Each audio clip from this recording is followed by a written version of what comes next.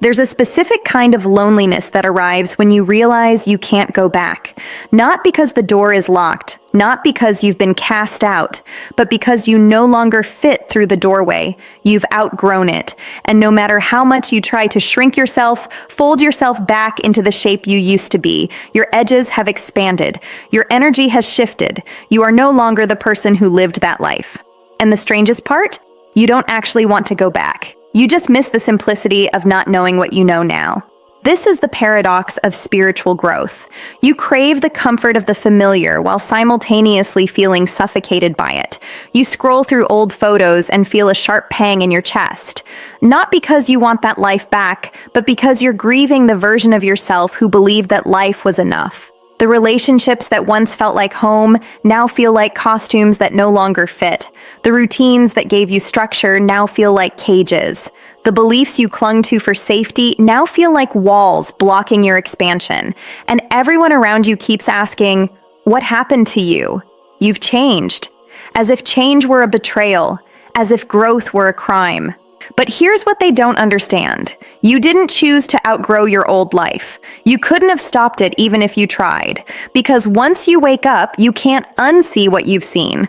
Once you taste freedom, you can't pretend the cage is comfortable. Once you remember who you actually are beneath all the conditioning, the programming, the fear-based decisions, you cannot force yourself back into that small, acceptable version of you that everyone else preferred. Think about it. You've spent years, maybe decades, building a life based on what you were told you should want.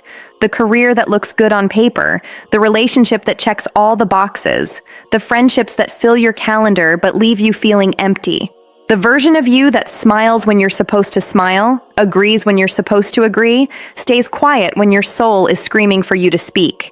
You played the role so well that even you forgot it was a performance. Until one day something cracks. A loss, a betrayal, a moment of stillness where you finally hear the voice you've been drowning out your entire life. And that voice says, "This isn't it. There's more. You're not done becoming." And from that moment forward, everything changes. Not all at once, not dramatically, but slowly, like a tide pulling away from the shore, you begin to drift from the life you built. The conversations that used to engage you now feel shallow. The goals that motivated you now feel hollow. The people you thought you couldn't live without now feel like strangers. And you find yourself standing in the middle of your own life, surrounded by everything you thought you wanted, feeling more alone than ever. Because you're the only one who knows. You're the only one who can feel it. This life, as beautiful as it may look from the outside, is no longer yours. Carl Jung said it perfectly. The privilege of a lifetime is to become who you truly are. But he didn't mention the cost. The cost of becoming is leaving behind everyone and everything that requires you to stay small. The cost of authenticity is disappointing people who loved the fake version of you. The cost of growth is loneliness in the in-between, no longer who you were, not yet who you're becoming. You're standing in the gap, and it's terrifying, because going back feels impossible, and going forward feels uncertain. So you hover. You hesitate, you try to keep one foot in your old life while reaching for something new, and you tear yourself apart in the process. Let me tell you something that might sting at first, but will eventually set you free. You cannot go back, and the sooner you stop trying, the sooner you'll stop suffering. Because every time you attempt to return to your old life, you're not honoring who you were. You're dishonoring who you've become. You're asking a butterfly to crawl back into the cocoon. You're asking a river to flow backward. You're asking the moon to unlearn its phases. It's not possible. And more importantly, it's not aligned. This is where most people get stuck. They stand at the edge of their transformation, terrified to let go of the familiar, and they do one of two things. They either force themselves back into the old patterns, the old relationships, the old beliefs, trying desperately to make it work, to prove they haven't changed, to convince themselves they're still the same. Or they freeze. They stop moving altogether, they refuse to go back, but they're too afraid to go forward, so they exist in this liminal space, this spiritual purgatory, waiting for permission to become who they already are. But here's the truth: the universe has been trying to whisper to you through every closed door, every ended relationship. every opportunity that didn't work out. You're not supposed to go back. You're being redirected. You're being realigned. You're being prepared for a version of your life that your old self couldn't even imagine. And the only way to get there is to release your grip on what was and trust the unfolding of what is. Think of it like this. Imagine you've been living in a small room your entire life. It's familiar. It's safe. You know every corner, every crack in the wall, every sound the floorboards make when you walk. And then one day, the walls start to expand. Slowly at first, then faster. The ceiling lifts, the windows grow, light pours in from angles you've never seen before. And suddenly, the room you thought was your entire world is just one small space in a mansion you didn't know existed. You could try to shrink the room back down. You could cover the windows, lower the ceiling, make it small and dark and familiar again. But why would you? Why would you choose confinement when you've been given expansion? If this message resonates with you, subscribe to the channel and join a community of awakened souls walking the same journey of spiritual alignment. That's what's happening to you right now. Your consciousness has expanded. Your awareness has deepened. Your energy has shifted to a frequency that no longer matches the life you were living. And everyone and everything that was aligned with your old frequency is naturally falling away. Not because you're doing something wrong, not because you're being punished, but because you've outgrown the container. And the universe is clearing space for what's meant to meet you at this new level. The old friendships that fade, they weren't meant to survive your transformation. The relationship that ended, it completed its purpose. The job you lost, the opportunity that fell through, the plan that didn't work out, all of it was redirecting you toward alignment.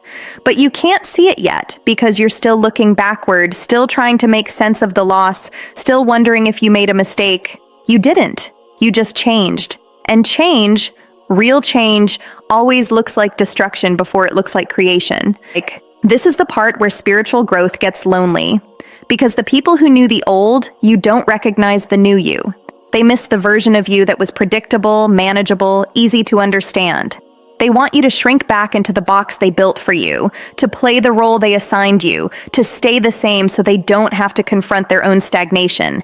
And when you refuse, when you choose your expansion over their comfort, they call you selfish. They call you different. They call you lost. But you're not lost. You're found. Maybe for the first time in your life, you're actually found. The Stoics understood this. Marcus Aurelius wrote, "You have power over your mind, not outside events. Realize this, and you will find strength." Your old life, your old relationships, your old identity, those are outside events. You cannot control whether they remain. You cannot control whether people accept your growth. You cannot control whether the past makes space for your future. But you have absolute power over your mind, over your perception, over your willingness to let go and move forward. That is where your strength lives. Not in resisting change, but in surrendering to it. And here's what happens when you finally stop fighting, when you stop trying to force yourself back into a life that no longer fits, when you stop apologizing for becoming. Everything shifts, not immediately, not all at once, but gradually you start to notice something remarkable. The space that was left by everything you released, it's not empty, it's being filled with new people who actually see you, with new opportunities that actually excite you, with new experiences that actually align with who you are now, not who you used to be. You start to meet people who don't need you to explain your journey because they're on one too. People who don't ask you to dim your light because your brightness inspires theirs. People who celebrate your transformation instead of mourning your old self. And suddenly, the loneliness you felt in your old life, surrounded by people who knew your name but not your soul, is replaced by true connection. Rare, deep, authentic connection with souls who recognize you. Not because they've known you the longest, but because they see you the clearest. The work you're called to do shifts too. You stop chasing the goals that society told you mattered and start pursuing the mission your soul has been begging you to honor. You stop performing and start creating. You stop seeking approval and start trusting your inner knowing. And the universe, which has been patiently waiting for you to step into your power, finally has room to move through you. Synchronicities increase. Doors open that you didn't even know existed. Resources appear. Clarity arrives. Not because you forced it, but because you finally stopped resisting. This is the gift hidden inside the grief of outgrowing your old life. The gift is alignment. The gift is authenticity. The gift is freedom from the exhausting performance of being someone you're not. Yes, it's painful to lose the familiar. Yes, it's scary to walk into the unknown. Yes, it's lonely when the people you love don't come with you, but staying small to make others comfortable? That's not love. That's self-abandonment. And you didn't come this far. You didn't wake up this much. You didn't survive everything you survived just to betray yourself now. You are not the same person you were a year ago, 6 months ago, even yesterday. Every experience has changed you. Every lesson has expanded you. Every ending has prepared you for a beginning you couldn't have accessed from your old state of consciousness. And the fact that your old life no longer fits isn't a sign that you've failed. It's a sign that you've succeeded. You did the work, you faced the shadows, you asked the hard questions, you chose growth over comfort. And now you're standing in the aftermath, in the sacred space between who you were and who you're becoming, and you're wondering if it was worth it. It was. It is. It will be. Because on the other side of this discomfort, there's a version of your life that feels effortless. Not because nothing challenges you, but because you're no longer fighting against yourself. There's a version of you that wakes up excited, not anxious. That feels peaceful, not restless. That trusts, not controls. That creates, not copes. But you can't access that version by clinging to the past. You can only access it by walking through this transition with grace, with courage, with the understanding that you're not losing your life, you're upgrading it. So let it go. Let go of the people who only loved the version of you that never questioned anything. Let go of the places that feel more like museums of who you used to be than homes for who you are now. Let go of the beliefs that kept you safe but small. Let go of the need to make everyone understand your journey. Let go of the guilt of changing. Let go of the fantasy that you can go back. Because you can't. And that's not a tragedy. That's a triumph. You've outgrown your old life. That means you're ready for a new one. One that actually fits. One that actually reflects the truth of who you are now, not who you were taught to be. One that honors your expansion instead of demanding your contraction. And the only way to step into that life is to stop looking back, to stop trying to resurrect what's already dead, to stop apologizing for blooming. The caterpillar doesn't return to the cocoon. The snake doesn't reclaim the shed skin. The river doesn't reverse its flow. And you, beautiful soul, cannot unlearn what you know. You cannot unbecome who you are. So stop trying. Stop shrinking. Stop waiting for permission to take up space. Your old life wasn't wrong. It just wasn't big enough to hold the fullness of who you're becoming. And that's not failure. That's evolution. If this message stirred something inside you, if you felt seen, if you're standing in that in-between space wondering what's next, then you're exactly where you need to be.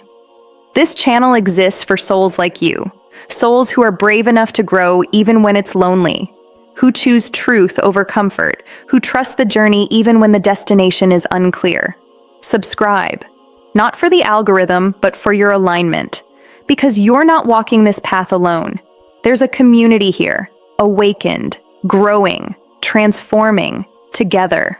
You can't go back, but you don't need to, because everything you're becoming is better than anything you've ever been.